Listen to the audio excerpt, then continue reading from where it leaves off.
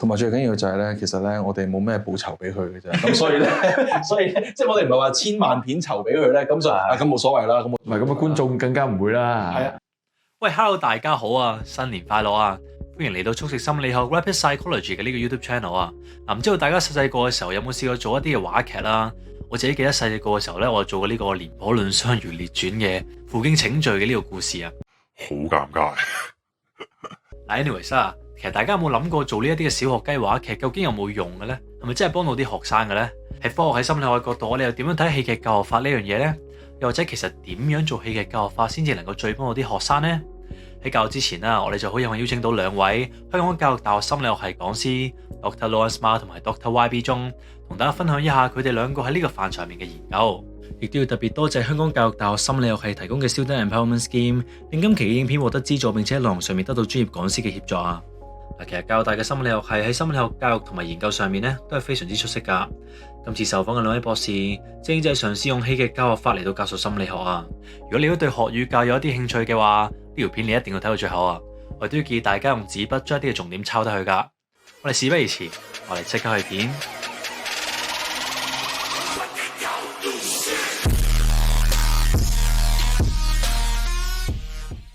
咁今日好開心啦！我哋繼續有 Dr. Ma 啦，上次同大家分享過 leadership 嘅呢個 topic 嘅呢一位講師啦。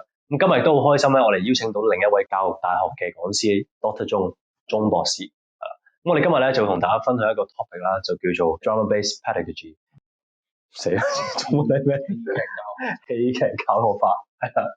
好啦，咁其實我想嚟問兩位 Doctor 啦，其實乜嘢係戲劇教學法咧？或者我講先啦。其實咧戲劇喺教育裏邊嘅運用咧，唔係新鮮嘅嘢嚟㗎啦。即係以前咧有個概念就 drama in education。咁好多時候咧就老師安排一個情景，咁學生就做出個情景啦，啲觀眾或者學生就睇個情景，跟住就喺個過程學到嘢啦。咁其實我哋覺得呢一個做法咧係得嘅，不過咧學生仍然係好被動，所以我哋咧就喺呢一種嘅做法上面咧再加多幾樣重點。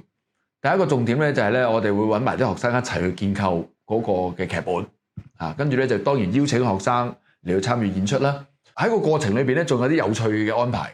咁我哋啲觀眾咧就會被邀請咧，就係問翻個演員，佢扮演嗰個角色嘅時候咧，究竟佢點諗嘅 ？OK， 即係佢嘅心路歷程啦。係啦，即係譬如話有個學生扮老師咁樣啦，啲觀眾就會邀請佢哋問翻個老師，究竟頭先佢點解鬧個學生？咁個老師就會真係進入到嗰個場景裏邊。咁咦佢咪解釋翻出嚟咯？咁可能啲觀眾唔滿意佢嘅解釋，跟住就問翻嗰個扮演學生嗰個，你係咪咁樣了解佢？喺個過程裏邊咧就建立咗個對話啦，大家都進入咗嗰個 drama 裏邊啊。嗱，唔係淨係被動咁樣睇個 drama。咁我哋叫呢種手法咧叫做 hot sitting。咁仲有一個咧更加深入嘅做法咧，就係即係如果佢哋被熱身到一個位咧，我哋更加叫佢喂，你出嚟。做翻個老師出嚟睇下，你又會點做？喂，咁其實啱啱 Dr. 鐘講咗呢個 hot sitting，就係角色提問啦。咁其實有冇啲咩實際嘅例子可以講下咧？嗱，譬如其實咧，即係我相信大家都有睇過一套即係港產片係非常之經典，叫《無間道》啦。咁其中有一幕就係梁朝偉飾演嘅呢個陳永仁警官，咁同埋劉建明督察咁樣，佢哋兩個互相對質。即係劉德華啊？係啦，咁就係咁樣嘅。即係咁，其實角色提問係咩意思咧？就話譬如舉個例子，就係喺呢一個演出裏面咧，我哋真係有梁生同埋阿劉生真係坐咗喺度嘅。咁跟住觀眾就可以按照剛剛你喺嗰個影片度睇到陳永仁同埋劉建明嘅對話，就直接問翻梁朝偉同埋劉德華。咁當然梁朝偉就會用翻陳永仁嘅身份去到對答，劉德華都會用翻劉建明督察嘅身份去同你對答。譬如你可能話：喂，陳 Sir， 點解你唔俾劉 Sir 一次機會啊？佢想做好人喎，點解你唔俾機會佢啊？咁亦都 on the other hand 就係話，你都可以問劉德華，就話劉建明督察，你覺得點解陳 Sir 會俾機會你咧？你咁樣去害佢，即係呢個就係我哋所講嘅 hot sitting 啦，即係叫做角色對言。即係同睇一出電影或者睇個 drama，即係唔同嘅地方就喺呢度。係啦。咁至於論壇劇場咧，就會係再深一步嘅一個體驗嘅，可能就會有一個即係觀眾啦，佢直頭就會 take over 咗，譬如梁朝偉嘅角色，甚至乎或者係劉德華嘅角色，就直接將嗰個片段咧重演一次。即興咁樣重現一次。當然佢呢個即興係佢好知道成個 context 背後係啲乜嘢啦。即係其實依家呢個成個嘅即係做法啦，可以話係我覺得都幾顛覆我哋一般傳統即係可能對於上堂嘅理解啦，直頭係由 script writing 開始，去到佢哋演啦，去到最後可能有少少 discussion 啊，問翻你點解你個角色會咁樣演嘅時候，成件事都會由學生去主導嘅。嗱，期望學生主導咧係唔好介意嘅，即係有少少一廂情願嘅，因為都要睇學生嘅質地嘅嚇。咁所以咧就其實我哋都會試嘅過程裏邊咧係要讓學生 go through 一個咧即係 warm up 嘅過程嘅，比較 progressive 少少。我哋不能夠一步登天。係因為有啲學生始終都係你要即係motivate佢先至能夠多少少嘅即係 involvement 嘅。咁好多時候我哋咧就當然有一班主動啲嘅學生，我哋揾佢做咗我哋嘅 actor 或者 actress 先啦。咁另外睇嘅學生咧，就我哋需要透過一啲簡單嘅對問啊，咁令到佢 involve 到嗰個 context 或者個 scenario 咧，究竟係做緊咩嘢事？可能譬如一開始就問翻佢一啲劇情啊，即係純粹係氹佢入局啊，即係叫佢哋多啲去投入。咁慢慢你發覺，咦，其實可能佢哋對呢一個戲劇係有個興趣喎。咁開始就，咦，不如你會唔會考慮下問下，咦，阿劉 Sir、阿陳 Sir 喺度，不如你問下佢嘢啊？咁老師可能做一個 demonstrations，即係我問一問先啦。咁我問咗之後，咁可能啲觀眾作為學生嘅，咦，都可以咁問嘅喎，我又試下問先咁，嗰個氣氛或者嗰個學習嘅過程就咁出現。或者咁講啊，我哋睇翻個定義先啦。其實 Dr. Bridget Lee 咧，佢曾經喺一個原分析裏面咧就講咧 ，DBP 就 describes a collection of drama-based teaching and learning strategies to engage students in learning。咁其實一個係都幾 generic 嘅一個定義嚟嘅。咁當中其實有4個好重要嘅要素嘅。咁其中一個就係啦 ，it is facilitated and directed by a classroom teacher, teaching artists or other facilitator trained in DBP。咁當然我哋會expect 咧去做 DBP 嘅時候咧，嗰位老師或者個當事人咧有翻相關嘅認識或者甚至乎相關嘅訓練嘅。咁與此同時咧，其實 DBP 亦都係 work towards academic and or psychosocial outcomes for the students involved。咁即係除咗有學術上嘅增潤之外咧，心理社會上嘅一啲 outcome 即係我哋都希望即係學生係會得到一啲裨益嘅。咁與此同時係好着重過程，同埋最緊要反思。咁到最後啦，就係 DBP 其實係五花八門嘅，好似剛剛YB 咁講，有 hot sitting 啊，有 forum theatre，其實有好多唔同嘅 applied theatre strategies 嘅。咁其實就簡單啲講，各施各法。其實我哋每個人咧，每一日咧都扮演緊唔同嘅角色嘅。譬如好簡單嚟講，做爸爸嘅佢可以做老師，做爸爸嘅諗法同埋做老師嘅諗法可以係完全唔一樣嘅。好啦，有一個好傳統嘅心理學嘅理論咧，叫做 role theory， 即係角色嘅一個理論，係一個叫做 Biddle 嘅一個心理學家佢提出嚟嘅，好早之前嘅。佢話人咧，因為知道自己嘅角色，佢哋有自己嘅 identity。角色咧就係即係人哋賦予俾佢㗎啦，人哋覺得你呢個角色就有唔同嘅 expectations，identity 就自己定自己位㗎啦，即係因為呢個定位咧，亦都有唔同對自己嘅 expectations 啦，而因為呢啲嘅 expectations 咧就衍生咗佢會做啲乜嘢嚇，咁所以咧呢個過程咧都顯示到咧即係我哋嗰個 attitudes 點樣樣，因為我哋自己做嘅決定啊嚟到改變到我哋嘅 attitudes 嘅，咁所以行為即係 behaviour。同埋你嘅態度 attitudes 咧之間係互相影響住。咁其實剛剛 YB 提及嘅嗰個就係用個行為啦，去到重新建構翻個態度啦。咁呢個其實亦都喺社會心理學裏面咧，我哋成日會接觸到一個叫認知失調嘅一個現象。因為好多時候咧，我哋有個 idea 咧，就係咧我哋嘅行為咧，其實就係我哋嘅情感同埋想法嘅一個結晶品。但係其實有一啲行為已經做咗啦，覆水難收啦。咁你發覺，咦，其實原來呢個行為對於同我嘅態度或者同我嘅思想係有偏差嘅時候咧，咁因為令到自己唔好咁難受嘅時候咧，好多時候我哋就會改變咗我哋嘅想法，改變咗我哋嘅情感咁樣嘅。我舉一個例子啊，譬如話喺我哋有一個嘅劇裏邊咧，個老師咧就好惡咁樣鬧咗個學生咁樣。